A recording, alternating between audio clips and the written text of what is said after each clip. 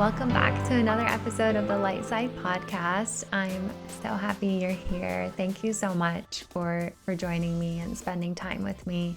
I just came to record and I felt so much excitement. So again, thank you for being here. I want to talk about purpose today. What if you wholeheartedly knew that your highest path, the most uncomplicated and perhaps the most joyful way of living your life is the same as stepping into your truth and living your life with purpose? I think a lot of times we talk about our purpose as if it's finding our mission, like the main character of a movie. And that can be the case for some, of course. But what I've learned in my journey of finding my passion and stepping into what feels to be my purpose, and what I've gathered hearing others share as well, is that our purpose is less about what we do, because it can be so multifaceted and it can evolve and grow and change, but it's more about how we do what we do. And I even thought about it right when I began to record this episode that, I never saw podcasting, nor do I still see podcasting as if it's my purpose. It's how I get to do it. It's the intention behind it. The medium that I get to share messages that really required me to overcome my fear of speaking into this microphone. And similarly, when I think about when I worked in corporate America for 12 years, I don't think that I wasn't in my purpose then. I was still doing things that I enjoyed. I was very present. I would get very focused. And I think it was about doing what I was finding exciting and meaningful. And I was learning and growing. And I think the more I think about our purpose, the more I align with it being in the energy of flow, of learning and expanding. I feel each and every single one of us thrive when we're learning, because we're intelligent beings and we're meant to evolve, we're meant to learn. Similar to how movement is required for us to flow and have momentum and keep growing, it really is the same notion. It stops us from getting stagnant because we're present and we're in tune and we're listening to the nudges. We are listening to what the present moment is showing us, teaching us. I think purpose really feels like excitement, maybe even fear. You're being pulled to explore, to see what's in store for you. A lot of times we find ourselves liking something and sticking to it, which is how expertise is built. And it's a great thing, but we are creative beings. And if each time we feel called to something, we suppress it, how would that nudge continue to show up for us? Sure hope it continues, but it may get quieter, it may get weaker, and to the point where we might start to miss it because we get used to suppressing it. So I feel finding our purpose is ongoing in the sense that we don't want to be so comfortable with what we enjoy doing so much so that it becomes automatic or like autopilot, that we miss the hints, the nudges, the pulls. Almost inclined to go as far as saying that our purpose is the present moment, where the power of all creation is in this moment, is where we channel, where we get our best ideas, where we're able to see life for what it is, for how magnificent it truly is right before our eyes. Because when we're truly present with life, we can be in awe with every single moment, with how the trees sway, with how the wind works, with how the ocean waves collide, with how the birds sing, with how the grass grows, with if you've ever planted anything or if you have a plant, it leaves you with awe and how beautiful life really is. And so I think that's where we can find our purpose, is in the present moment, where it becomes our purpose or the path to our purpose through the creativity that we can tap into, through the energy that we tap into in the here and now. There are certain things that we feel is for us because we experience the ease and how things fall into place and happen.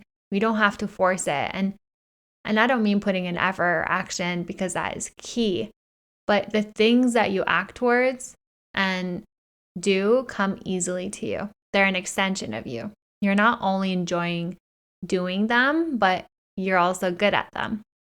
Then there are also things that are hard. They don't come easy to us. It doesn't mean we shouldn't do them, though. It doesn't mean that we shouldn't try. It's definitely not a sign that it's not for us or not in our purpose. It's just that it gets to be even more exciting because you get to grow with this one. You get to really dig into what's holding you back from getting better or trying in the first place. It's where you deepen your relationship with yourself, where you build rigor, tenacity, consistency, self-control, and discipline. It's where you're strengthening the muscles of your mind and keeping your brain healthy through teaching it new things and keeping yourself feeling alive and excited. It is so important for us to pursue what makes us feel alive, aware, and in tune, to see what's in front of us, hear the words spoken, feel the energy of what is said or unsaid, and live in the present moment. Because then we'll see a plan for our existence.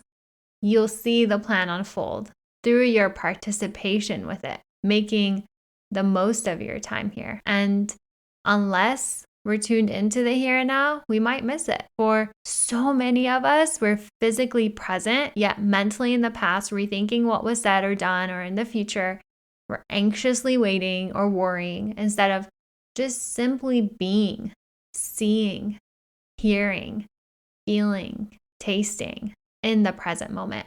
Not in our most recent conversation with a friend or deep in thought, having potentially missed everything that you were just experiencing or seeing on your drive home, wherever you might be. But the truth is, you were born on this planet, a part of trillions of other galaxies with billions of human beings just like you here on Earth in a miraculous human body. You're here to do what feels exciting and good to you. Not just what you're told or should do. It's doing things that make your heart expand and smile, bringing your being to life in this moment. And even if you're doing what you are told you should do, doing it with your full presence, with all of you, not in anger or frustration or in thought of like, I can't believe I'm doing this, but actually be with it. Be with what you're doing. If you're doing the unconventional, walking the path you may be scared to walk, your courage and bravery in taking that step will naturally lead to and allow doors that are in your highest good to open up for you to walk through. Despite what anybody says, if you feel pulled and called to something, there's something for you. When we begin living with more purpose and step into the path the universe has laid out for us, everything about our experience tends to feel at more ease too. It's like when you're watching a dance and the rhythm is in synchronicity with every step the dancer takes, and the steps just fall into place, creating the motion that you're watching. In this context, the motion is your life, with the dance moves being the actions you're inspired to take. It feels like the universe is waiting for you to knock. The doors begin to open. It's the universe encouraging you to do more of what you're doing, to continue on your path. When you experience resistance or things are just really, really hard, the message the universe might be giving you is to take stock, to think about your intention. Where is it coming from? What's the feeling you're leading with? Not for feeling shame or disappointment in yourself, but for awareness, to dig into your beliefs. Are they in alignment with what you're doing? Are your feelings in alignment? If you're willing and you do some of the work when the resistance may come up, it may steer you in another way. There's a popular phrase by Brian McGill. He says, rejection is redirection and redirection is protection. Chances are that path wasn't going to bring us the utmost fun and joy anyway. Similar to dancing to the rhythm of another song, it feels uncomfortable, unnatural, and just out of place. So I recognize that many of us are doing what we're doing to make a means to an end, and what makes sense for income and livelihood. And many of us are also on autopilot.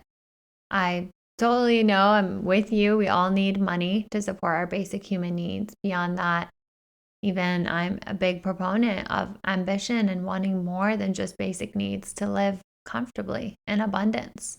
There's a really sticky message that I want to drive home is that many of us tend to laser focus on surviving to the point where living gets pushed to the side. And in living in the present moment is where we receive the hints, the nudges, the pulls, the excitement. Not when we're deep in our thoughts while we're doing something, but when we're practicing presence with everything that we do. This is where the how comes into play, because the how is what makes the difference between someone who is living in their purpose versus someone who is feeling misaligned. Luckily, we can apply our purpose to anything that we do every single day. And that is where I'm hoping and intending to challenge our thinking around our being, our beingness. What if we dared to take our existence up a notch and shift from just existing to being, from surviving to living? Instead of opening our eyes each morning, waking up every new day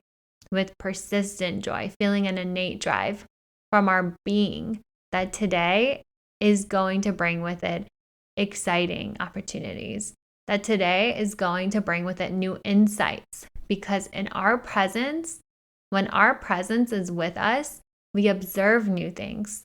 We feel more encouraged. We feel more motivated because we're looking for what's next instead of just expecting what we think will happen. Because each moment, even if you're doing the most repetitive task, can be different. In fact, it is different. Every moment, even in the most mundane task that you do, is different than the last. What if you too could be in your power, excited for your next move, to follow your next instinct? I know that you deserve all of it.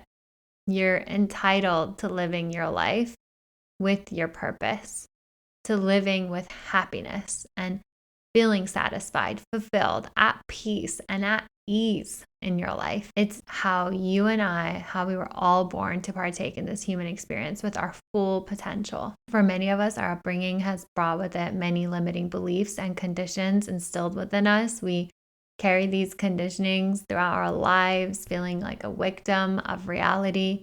But that reality is constructed in our minds. That is the most liberating part of life, that we can change our reality through our perceptions, through our beliefs, effectively so as well. If anything I aim to share with this episode is this: by aligning yourself and what you're doing daily to the present moment, even in your daily tasks at the office, to being here with what you're doing, to tune into what excites you with your presence and awareness, you bring the magic of what makes you uniquely you into the world. And by doing so, elevating the energy of the collective. When we're doing what we're doing with our full presence, I'm a believer that we bring joy. And it can transform what we're doing to what we end up loving doing, because our presence brings us into alignment with ourselves and out of our ego. Our energy is at a higher vibration,